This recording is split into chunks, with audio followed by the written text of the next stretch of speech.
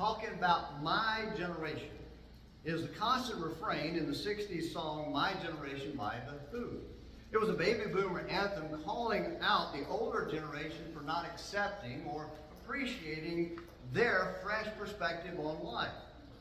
Like so many who came of age in the early 1960s, they thought they had it all figured out, and that the older generation was, well, besides being old and irrelevant, they were incompetent, ignorant fools who just didn't get it like they did, like this generation did.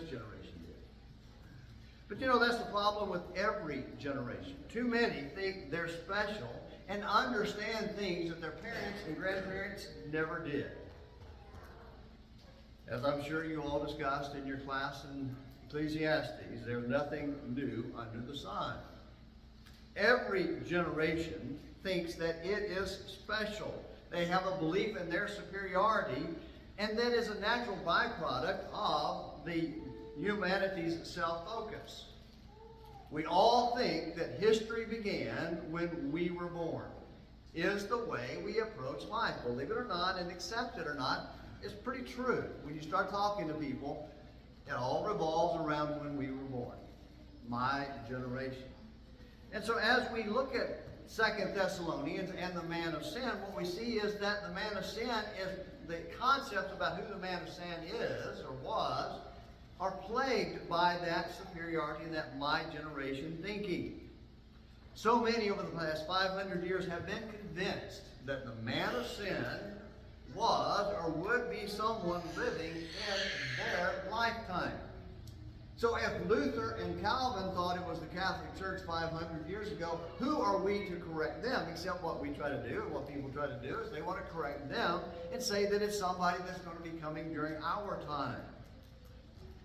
Since the world revolves around our generation, it stands to reason. The man of sin and the return of Christ will be during my lifetime. Or at least that's how we think. Except it's not true. Of course, it's not true.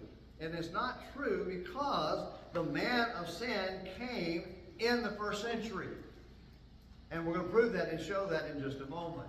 And we do not know when the Lord will return, because he didn't return in 70 AD. He hasn't returned since then. He hasn't returned now because we are still here. And so we know that the man of sin has not come, and that the second coming, or the final coming of Christ, has not come. Well, a couple of weeks ago, we heard Paul's encouragement, do not be disturbed, from chapter 2, verses 1 and 2. And in that, we pointed out some things that Paul referred to. Paul refers to the second coming. He's referring to the final judgment, or the final coming of Christ, when he will meet all the living in the sky. We read the passage, 1 Thessalonians 4, verses 13 and 17.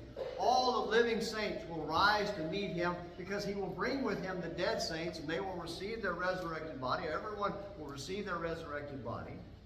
And Christ will be coming in the clouds for that to happen. And when that happens, this is described in Acts chapter 1, verses 9 through 11, where the angels tell the apostles that Christ will be coming again, just as he had ascended to heaven. He will come in clouds, just like he had ascended to heaven. And so they talk about that. And then Paul in 1 Corinthians 15 says it will be in an instant, in the blink of an eye. It won't be something that will be drawn out over years, or weeks, or years, or decades even. It's going to be instantaneous. That will happen to all believers. And at the same time, Satan, sin, and sinners will be judged and separated from God for all eternity. That's in 2 Thessalonians 1, verses 6 through 10. And we talked about that last week and in a previous sermon as well.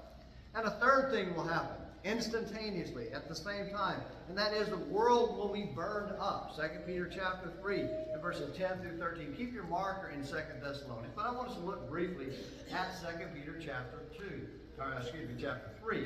where Peter describes what's going to happen at that final coming.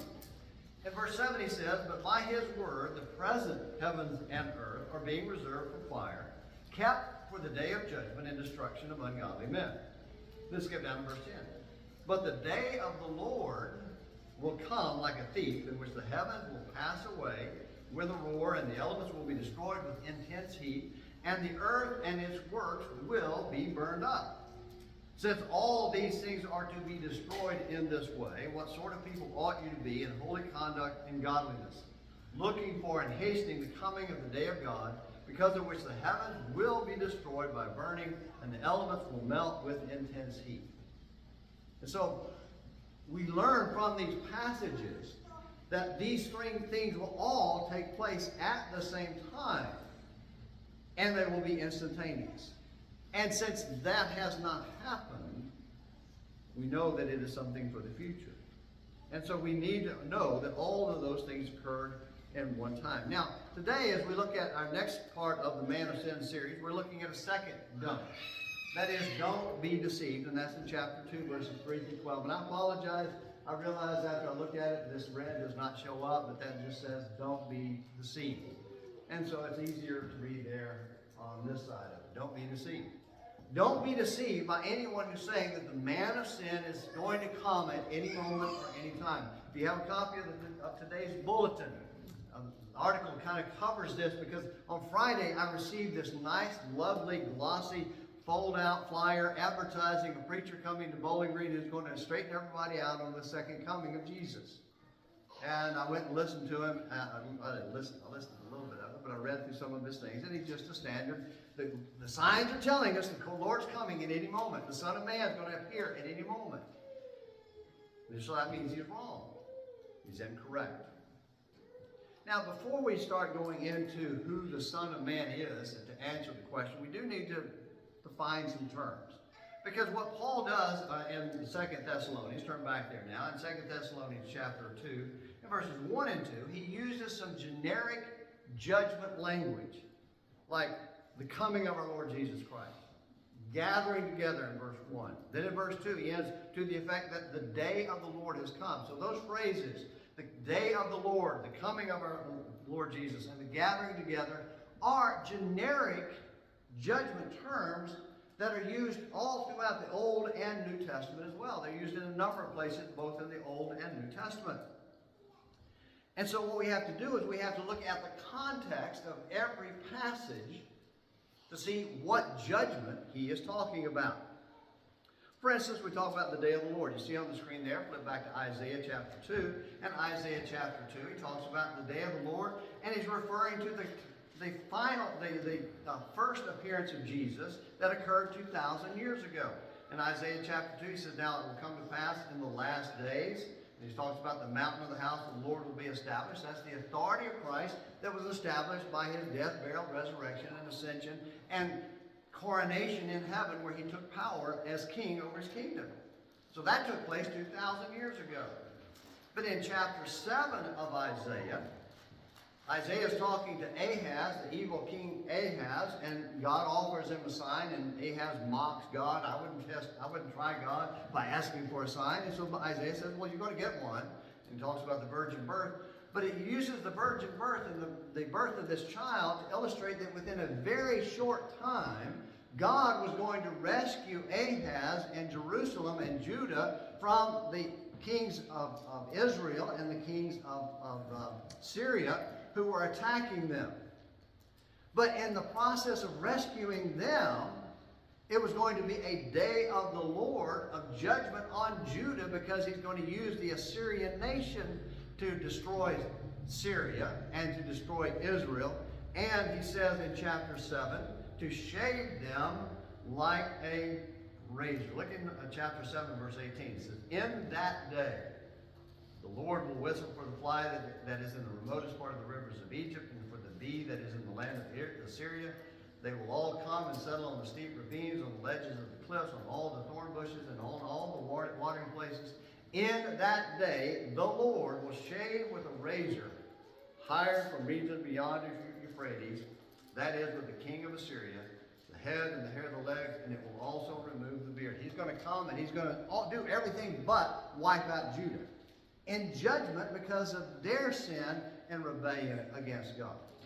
So in just a few passages in the book of Isaiah, you have the day referring to something that was going to take place 40 years later. And here are 700, almost 800 years later. And in chapter 7, referring to something that was going to happen within the lifespan of a young child, just in a few very short years. And so you have that used in that way. And so you see that, and then it's going to be something that we see in Thessalonians chapter 2, verse 2, referring to the final coming that will come about when God will judge the world. That's the word of the day of the Lord. Then the other phrase was coming of the Lord. The coming of the Lord. And the coming of the Lord is just a word that means coming. It's just a word that means somebody who arrives, who had a presence after an absence, or who arrives. And it was used in all kinds of mundane, everyday settings. In Romans, if you saw that Paul was talking about coming to the Romans. Paul was one, it's the same word, it's the same idea.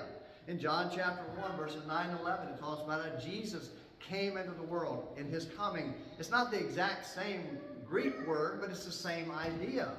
He's going to arrive. In fact, John is saying he has arrived. He is here. He has come into the world.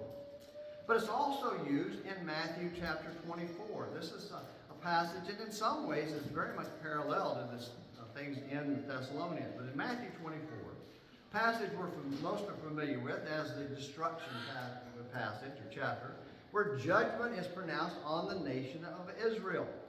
But I want you to notice that the language that Jesus uses there to talk about his coming in judgment on the nation of Israel that took place in 70 AD when Jerusalem was destroyed and the Jews were scattered across the world and Judaism was made basically an illegal religion. In chapter 24, Matthew, he says this in verse 29. But immediately after the tribulation of those days, the sun will be darkened and the moon will not give its light and the stars will fall from the sky. That's more judgment language, not literal, but figuratively describing the upheaval that will take place in the world. And the powers of the heavens will be shaken. Verse 30. And then the sign of the Son of Man will appear in the sky. And then all the tribes of the earth will mourn, and they will see the Son of Man coming on the clouds of the sky with power and great glory. And he will send forth his angels with a great trumpet, and they will gather together his elect from the four winds, from one end of the sky to the other. So you see the language in that day. You're going to see the coming of man in a cloud, of the Son of Man in the clouds, gathering together his saints, his people. But notice verse 35. Or verse 34, it says, truly I say to you, this generation will not pass away until all these things take place. So his coming in the cloud of judgment, is gathering his saints, and the idea there gathering the saints is just pulling together his people from out of Judaism and out of the world into the church, is going to happen before the judgment of Jerusalem takes place. You may hear the word Advent. Anybody here ever hear somebody talk about the Advent as a religious activity, a religious term for the weeks leading up to Christmas? And Advent is just the Latin word for coming. That's all it is. It's not a specifically religious word. It's just been attached to a man-made religious event and used solely in that context for a religious activity. Jesus spoke of his coming and judgment on Jerusalem there in Matthew chapter 24. Now, I want you to know something. Look at Matthew 26. You're in Matthew. Turn over a couple of pages to Matthew 26. When Jesus is brought before the Sanhedrin and before the high priest, they tell him, they order him, you tell us, I adjure you, I put you under oath, are you the Son of God, the Christ? Verse 63. And in verse 64, Jesus said to him, you have said it yourself. In other words, you're right, I am. Nevertheless, I tell you, hereafter you will see the Son of Man sitting at the right hand of power and coming on the clouds of heaven. So Jesus is using a figure of speech illustrating his coming in judgment on the nation as him coming in the cloud of heaven. Going back to Daniel chapter 7, where you have the days of the fourth beast. The Son of Man, one like the Son of Man comes to the Ancient of Days on the clouds. He's coming. So the idea of God, of Jesus coming to earth and taking on the cross, taking on humanity and dying on the cross, and then being raised to save us from our sins and ascending to heaven, where he took on his throne and reigns now from heaven on the throne of David, on his throne in heaven as king. That was him coming in power on the clouds. So it's figures of speech describing Jesus asserting his power and authority over the Jewish nation. And And so then it was used of the judgment of the nation of Judah. But it's also, turn over in your Bible, 1 Corinthians chapter 15, also used to describe the final coming, when this world will be destroyed and given up to the Father. And 1 Corinthians chapter 15, helps if I turn to 1 Corinthians. 1 Corinthians chapter 15, and verses 23 and 24. Talking about the resurrection. In verse 23 says, but each in his own order, Christ the first fruits. After that, this is the resurrection that will take place. After that, those who are Christ's, that is, those who belong to Jesus Christ, when at his coming, then comes the end, when he hands over the kingdom to God and Father, when he has abolished all rule and all authority and all power. So Jesus will come again and bring everybody together, and the world will come to an end, and everything will be handed over to the Father. And that word gathering together was used in Matthew 24, verse 31, and again in 2 Thessalonians 2 and verse 1, and it simply means gather together. Again, it's not a fancy religious word that refers to some end-time event. The context tells us what in Matthew 24, it's referring to what's going to happen when Jerusalem is destroyed and God pulls his people out of that nation, out of Judaism, and out of the Gentile world to be his church. And the word is actually just synagogue, which is a bringing together or gathering together. Now, the important point is here in knowing that these words themselves are not holy. They did not in and of themselves have a specific religious meaning. They're just common everyday word. Day is a day. You gotta look at the context to figure out if it means something special. Coming is just somebody arriving. Look at the context and see if it's special. Gathering together is people just gathering together. You got to look at the context to see what he's talking about. If we understand that, then we will understand, very important, that the specific application depends on the context. And it will keep us from being deceived. If we know that the context gives it meaning, not the word by itself, we won't be deceived. It does not have, these words do not have special end-of-time meaning that trumps every other use that you might think of. You go back to Isaiah and the other prophets and you read about the day of the Lord and the coming of the Lord and all of those things. You have to look at the context to know what it means. And that gets us to the rules. And Lois and I talked about the rule. Rule number 1, always look to the context for the meaning of judgment language. Look at the context. Look at the context. What does it say? What does it say about this particular event? And then rule number 2. I want you to focus on this. There are no signs of the end of times. Let me repeat that. Rule number 1, context determines the application. And rule number 2, there are no signs of the end times. And so what that tells you is that anybody who claims that the current events, things that are happening in the world today are signs of the end of time, they don't know what they're talking about. They're either deceived themselves or they're just liars saying things for money. I'll let God decide which one they are. All I'm saying to you and me is that we don't need to listen to them because we know that they are not telling the truth. And we know they're not telling the truth for 2 reasons. First of all, Paul and John spoke of first century signs that believers could see and understand. Go back to Matthew 24. We talked about it. Jesus in Matthew 24 was describing the coming of his coming and judgment on the nation of Jerusalem.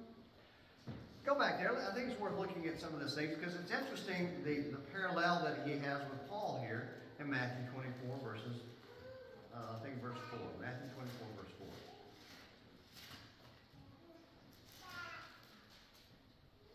4. Verse 4, Jesus answered and said to them, see to it that no one misleads you. In other words, don't be deceived.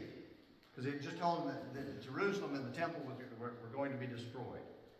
And they said, well, when is this going to happen? And when are the end of the age? And Jesus answered and said to them, see to it that no one misleads you. For many will come in my name, saying, I am the Christ, and will mislead many. You will be hearing of wars and rumors of wars. See that you are not frightened, for these things must take place, but that is not yet the end. So he's saying there are going to be bad things happening and over and all kinds of things. There will be false Christ coming. But he says those are not signs of the end. But then he points out that there's also going to be an abomination of desolation, which is when the Roman army surrounds the city of Jerusalem, you will know that judgment is coming. That's when he's coming in the cloud. When the Roman army surrounds Jerusalem, and he's telling them, warning them, the Christians, that when that happens, flee. Get out. Now, if he's telling them, you can see a sign, and when you see the sign, get out. He's talking about a specific judgment, and specifically the judgment of Jerusalem and the Jewish nation. And history records that the Christians fled Jerusalem almost en masse when the Roman army surrounded the city, because they knew that they were not going to survive. In fact, what happened, if you may not know this about the siege of Jerusalem, it began in 66 AD when the rebellion began. And then the complete destruction was 4 years later. The Jews fought so much amongst themselves over control. You think church fights are bad? Think of being in Judea and Jerusalem when the Jews are fighting over who's to control it, and they're killing each other. They killed nearly as many people as the Romans did. And then when the Romans came in, they were just indiscriminate. If you were there, they wiped you out. That was told about, and signs were revealed that you would know that this was coming. And this judgment had to happen first before, or the signs had to happen first before the judgment. And this judgment had to happen before the final coming would take place. But understand this, these events preceded the Lord's final coming, but do not announce his final coming. Do you understand the difference between the two? These events precede it, but they don't tell you, okay, now this is coming. All it's saying is that can't come until this has taken place. Well, this has taken place, so what does that mean? The Lord could come at any moment, but we don't know when that'll take place. In 2 Thessalonians, let's flip back to 2 Thessalonians chapter 2, we have Paul saying basically the same thing in chapter 2, verse 3. It says, let no one in any way deceive you, for the end of times, will not come unless some other things happen first. Unless the apostasy comes first and the man of lawlessness is revealed, the son of destruction, who opposes and exalts himself above every so-called God or object of worship, so that he takes seat in the temple of God, displaying himself as being God. So he's saying before the end of time can happen, the Son of Man, the man of sin has to come. The man of sin has to come. But here's the thing. Just as we know that the destruction of Jerusalem took place in the first century, we can know that what Paul is talking about in the man of sin there in Thessalonica was going to happen in the first century in the lifetime of the people to whom he was writing. And how do we know that? Go back to the text. 2 Thessalonians chapter 2, verse 5. He says, do you not remember that while I was still with you, I was telling you these things? And you know, repeat that, you know what restrains him now, so that in his time he will be revealed. For the mystery of lawlessness is already at work. Only he who now restrains will do so until he is taken out of the way. It was a first century event.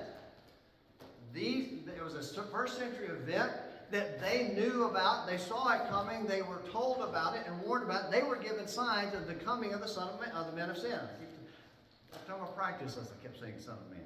Man of sin. Son of Man is Jesus. Man of sin is the one who opposes Jesus. It was going to happen during their lifetime. They would see the apostasy that he talked about in verse 3. They would see the man of lawlessness in verse 3. They would see the son of destruction. They would see him coming, and they would see the deception that he put on all the world. We deceive the wickedness of those who perish because they did not receive the love of truth so as to be saved. They would see all that in their lifetime. That means it took place in the first century. And what that tells us, again, I'll repeat this, those events preceded, but did not announce the final coming and the end of time.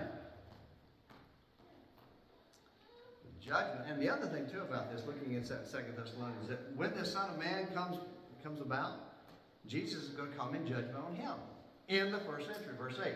Then the lawless one will be revealed, whom the Lord will slay with the breath of his mouth, and bring to an end by the appearance of his coming. Again, we know it's not the end times because it's happening during their lifetime. And it's going to be quickly because Satan just never can defeat Jesus. Whether you're talking about the book of Revelation or here in 2 Thessalonians, every time Satan comes into battle against Jesus, Satan loses and loses demonstrably and fast. And this leads us to, all right, so if you read through the article, raise your hand if you read through the bulletin article yet. All right, so now, I'm going to answer the question. If you haven't read through it at the end, I said, you want to know who the man of sin is? Listen to the sermon. So here's the answer. The man of sin, there are two options. One is Judaism. Remember, Matthew 24, they're talking about the destruction of Jerusalem. Who, and then in 2 Thessalonians chapter 2, verses 5 through 8, it's somebody that's being restrained, somebody that they know. And you go back to Acts 17, verses 5 through 8. Let's look back there and see who was persecuting the Jews, or the Christians there in Thessalonica. Acts 17, let's read that, just to get that answer for us out there. Acts chapter 17, beginning of verse 5. But the Jews, becoming jealous, and taking along some wicked men from the marketplace, formed a mob and set the city in an uproar, and attacking the house of Jason, they were seeking to bring them out to the people.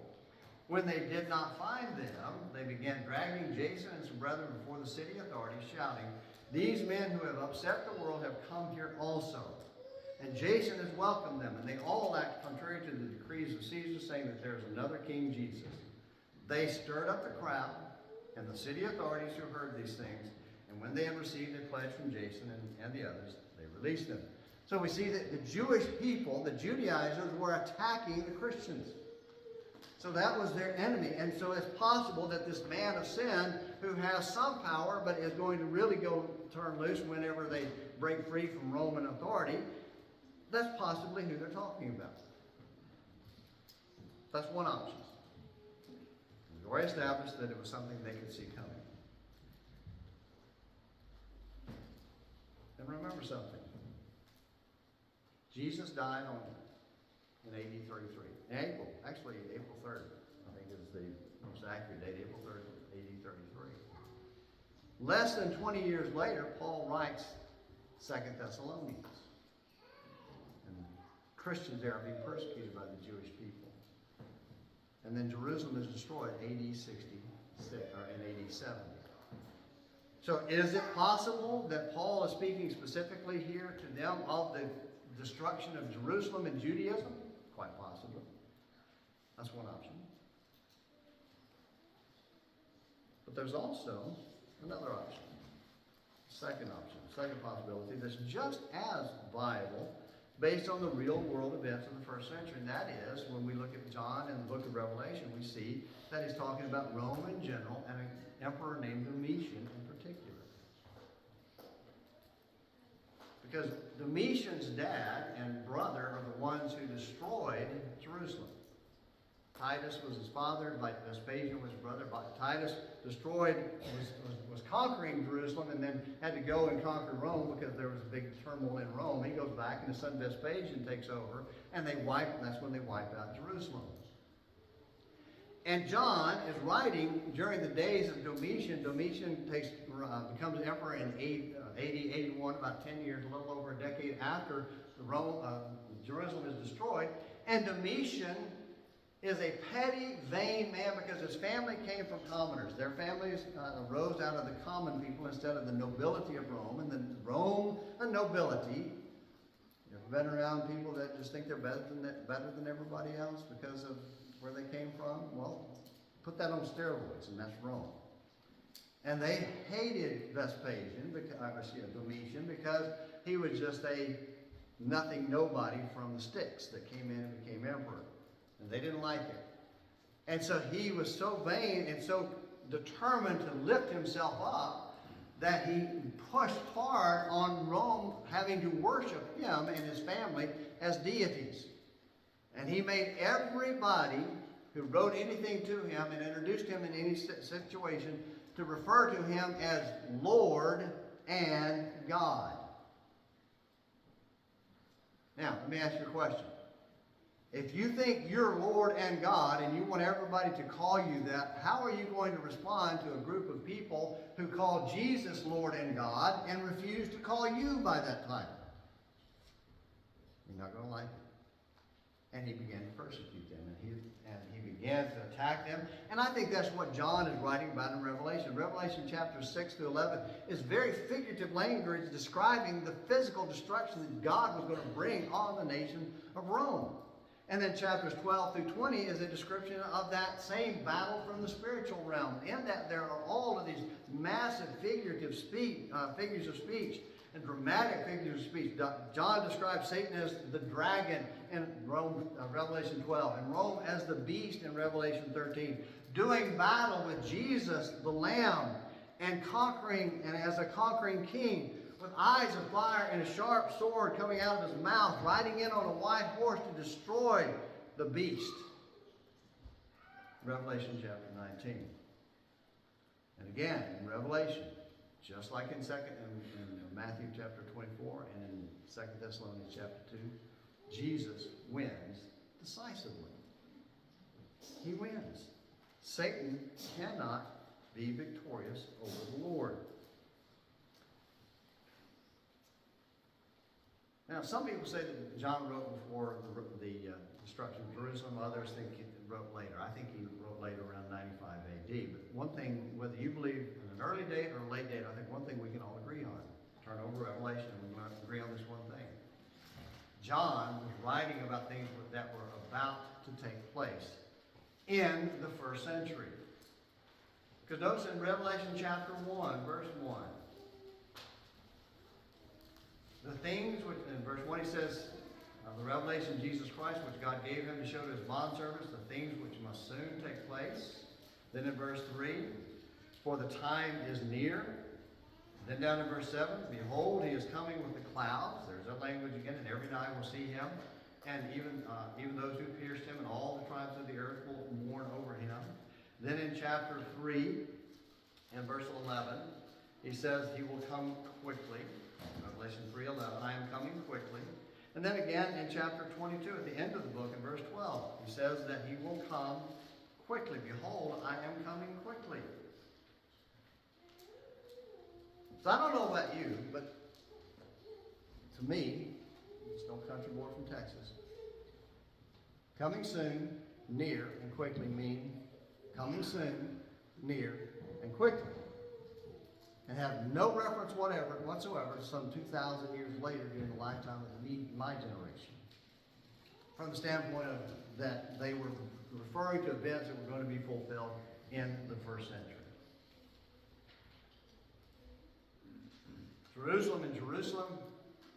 Judah and Jerusalem were broken in AD 70. Domitian died in AD 96.